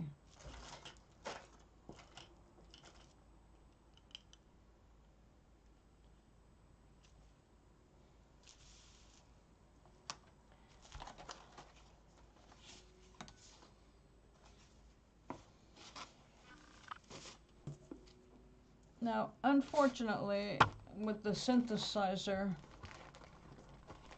it had different sized screws for different parts of the synthesizer. There were inside screws. There were different outside screws. I had a whole collection of screws, so I knew I was going to take that apart. I had to be organized, so I was. And I did not lose a single screw. But you have to lose a screw before you learn how not to. All right. That is just ridiculous. I am not making another button for this purse. We got this. I didn't drop it in there, did I? No. That's insane. So Edgar, how are you, dear? How goes school?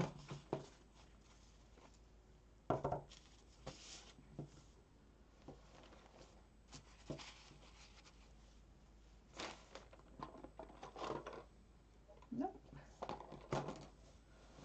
That is so crazy.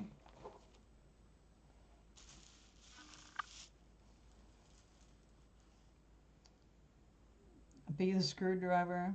Well, if you have a magnetic screwdriver, that does help while you're putting them back together, but it doesn't help you if you're losing them. You need to put them in a dish. Sticky stuff like tape is really useful. Always have tape around.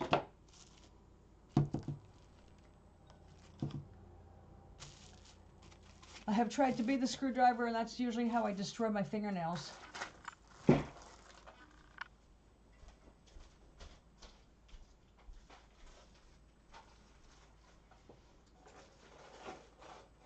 Alright, no, I did not put it away in here. So, my goodness.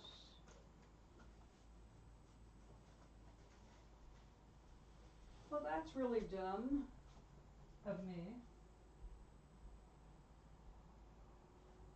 Put the brush in here, and that's it. Well, it can only go so far. So it's got to be around here. There it is. Ha-ha! A lot of my energy is out. That's wonderful. Well, they're somewhere in your apartment and probably in a safe spot. I know, I do that too. You put it in a safe spot and you don't see it again for a year.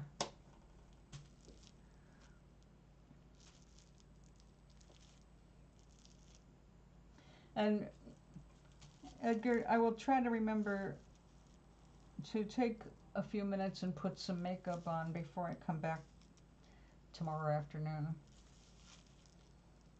I don't want to scare people. Okay, this is going to have to dry thoroughly before I'm sure whether I can use it or not. It is a white satin, a white fabric button, or fabric covered button. And instead of trying to take it apart and risk breaking the shank, I just covered the entire thing with wool. But I don't know if it's going to felt to itself or not.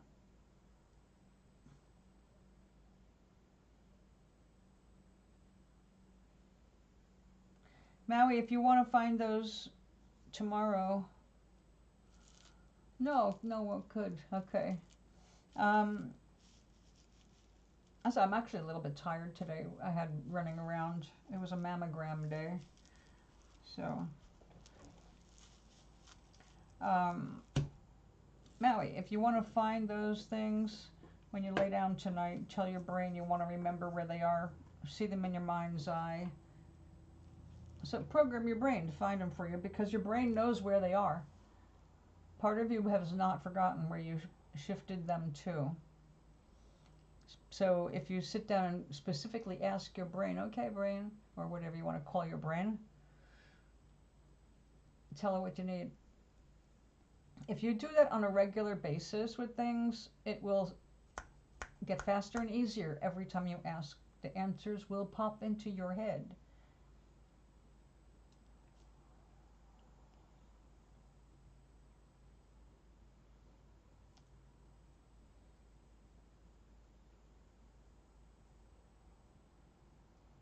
But at least you cleaned your fan. Is that the new one that you installed? Or is this one that was there first? I know. What is brain? Not everything that people think it is.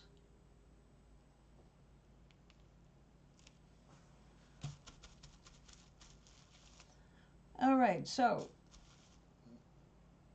we are done with the projects for the moment. Tomorrow we begin again. I need to make some straps. Oh yeah, I was going to see how this felted. All this nice texture. It feels really silky because it's a soft merino wool, 19 micron. And it is very, it'll be nice for a little girl's hands. We'll get that on tomorrow. Old fan, okay. Well, I have a couple of purses like this one, and although it seems like it started doing the shrinking, I think I can make it even tighter. So I'm going to try that, which means I've got to get it soaked in soapy water again. But we're going to do that to fix this. This I'm going to go ahead and wet back down and reform it over the vase because it got too floppy around the top. And Edgar, you don't know what these are, but they're actually night lights. You put a little light in here and it lights up. Like this one looks kind of underwater. Let me see if I can, oh, I know. It'll be easier to show a photograph of it. Hold on. Because I'll show you the daylight and nighttime. Yeah.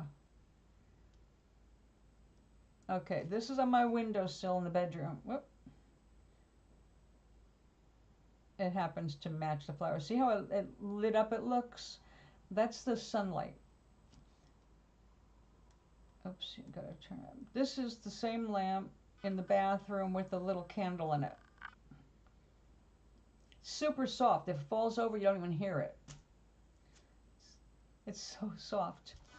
So I'm making them in all kinds of colors and gradations, like the one behind me that I was working on before you got here.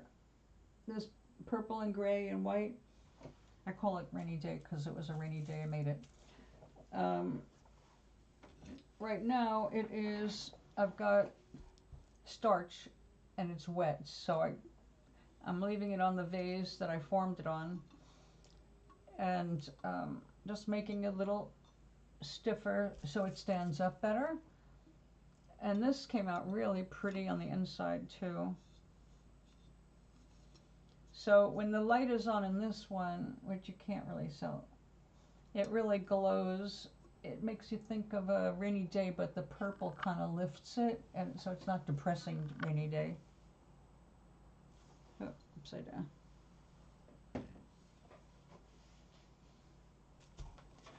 So let's see.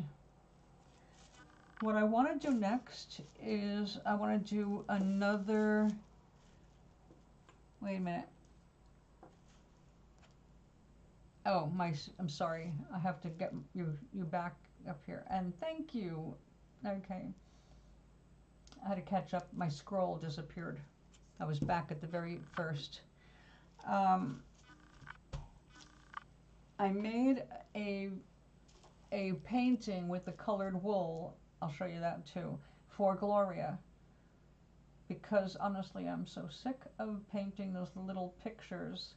And she just loved it and flipped out, and she called yesterday to say how much she likes that, and she's going to hang it up. So that's wet felting, and the flowers were attached, and some of the grassy looking stuff was attached with needle felting. So it looks pretty much the same in the front as the back for the most part. So I was so glad to be able to do something different, and so that's what we're going to do again, is another picture for her. So it's painting with wool. And like this was a sample I made today. And it happens so fast and so beautifully. This is just this is a new wool I just got, but it stank like urine, like from the barn. But it's been staying out overnight and it doesn't smell as bad. So I'm hoping I'll be able to use it at some point, because it's very, this is a rougher wool. It's good for making like slippers, hats, outside wear. So you do the body of whatever with the cheaper, faster wool, but you cover it with the colors that you want. So I can make like, it makes fabric is what you're doing. So I can make a piece of fabric, basic, and then take all the colors and just lay them out. Not after this is done like that. If I wanted wool to stick to this now that I've already felted it, it would have to be needle felted in. So it's like sewing with punching a needle through it. Yeah, it is a cool hobby, and I'm finding it really relaxing to play with the wool. And although I don't usually like a lot of texture stuff, because it's soapy water, it just feels very relaxing. And you don't want to get aggressive with it. The first half an hour of work, it's very gentle, like just barely touching it to get the fibers to mesh together and form a mat. So I intentionally pulled this out on the edges to see how thin I could go with it, and it did really well. But like I said, it's rough. It's not the super soft wool. The like these. This is merino and bamboo. So this is another one that's really soft. This is silk. That's the bamboo. So this is going to be ironed and gusseted. This one, it's going to be a drawstring bag. I really love this. It's just so me. This one, like I said, I don't think it's felted enough. This is silk and wool. And silk viscose, they don't felt. You have to use wool with them to hold it down. And this is my first experiment with laying stuff on it. So I made a piece of felt and then cut it into strips and then laid it all down and then felted the whole bag. So this one needs a button too. Right there. Also, it needs a strap. So this is basically their, what did I call? I'm calling them pockets of joy. Poche de joie? No, poche de joie? Joyeux is joyful, right? Joyful. What is just joy? Poche de joie, poche de... A pocket of happy, a pocket of love, pocket of fun. Basically, a pocket to make up for none in my dresses.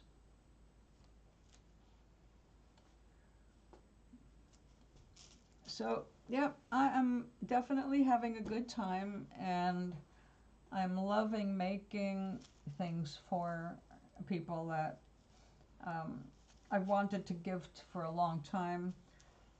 And now I can do something that's good for me and good for them.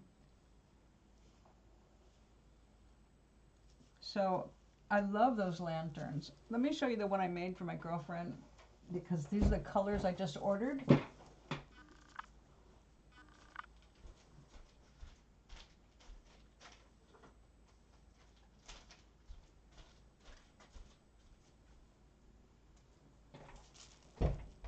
This glows so beautifully. Well, right now I've got another piece in here. This just is so pretty with light in it.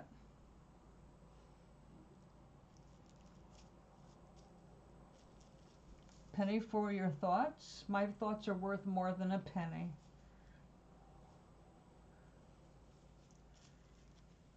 I'm just not allowed to make any money on my thoughts now that I live here. This is a worry doll. This is actually what I was trying to do with this.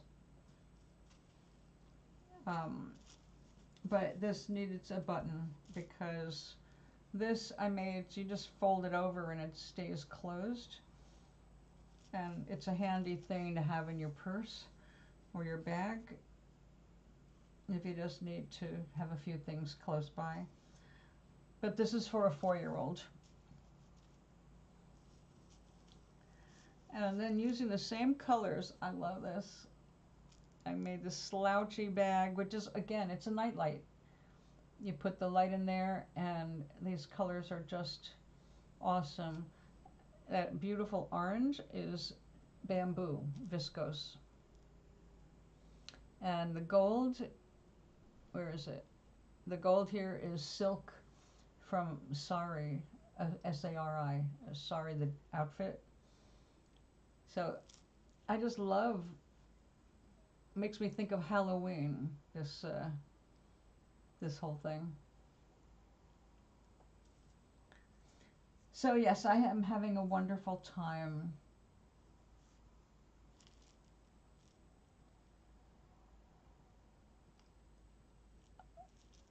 What's hot?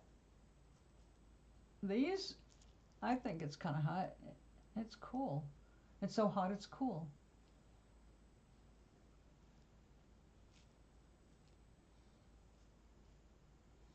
So, yep, that's going to be a gift.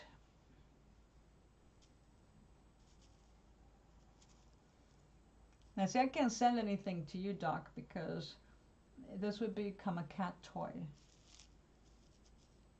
And that's not necessarily a good thing. I would have to make a special cat toy that it couldn't just tear up.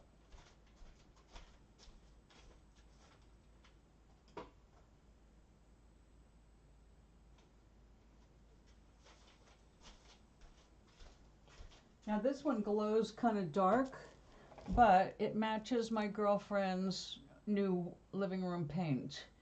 She painted her living room periwinkle, and this is a perfect match. So I'm looking forward to sending this to her. The cool thing about these without starch, you can mail it flat and it doesn't weigh anything. I mean, it's got to have stuff in it to make it weigh. This is just so light. It's maybe 1 ounce, and that's it. I made the leaves separately for the flower bag, and then when I made this, I added them in before I felted it, so it became part of it. Although if you look closely, you can see where it's just slightly in some places above the purple. The rest of it looks like it was just made that way. So yeah, I'm really pleased with this. It was very inspired. All right, my dears, I am going to go and make myself some food like an adult. I am hungry officially now. Oh, stay there. Okay, don't stay there. Just stay there. Over there. I need food. My brain is starting to go, you're carb starved.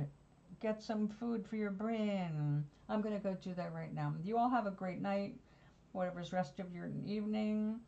Edgar, sweet dreams to you. Thank you for coming in. I've been hoping you've been good. I'll see y'all tomorrow after Tai Chi.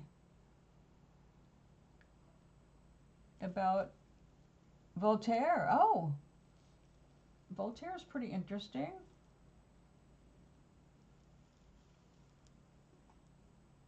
I will do that with you. Until tomorrow.